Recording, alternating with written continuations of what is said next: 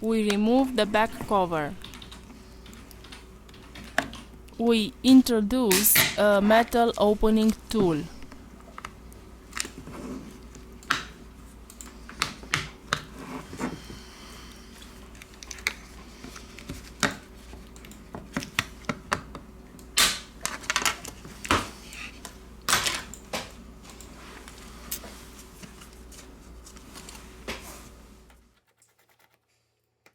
Remove the screws from the bottom of the device.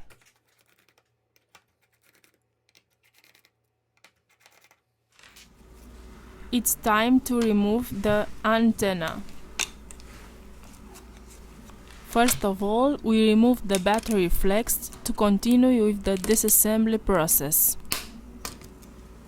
Here we have the motherboard flex cable.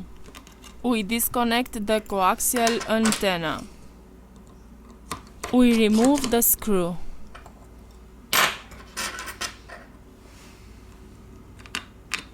Lift gently the device's motherboard. With the help of the heat gun, we apply 19 Celsius degrees during 4 minutes. We pick up the earpiece. We have finished the disassembly process. We return with the assembly process.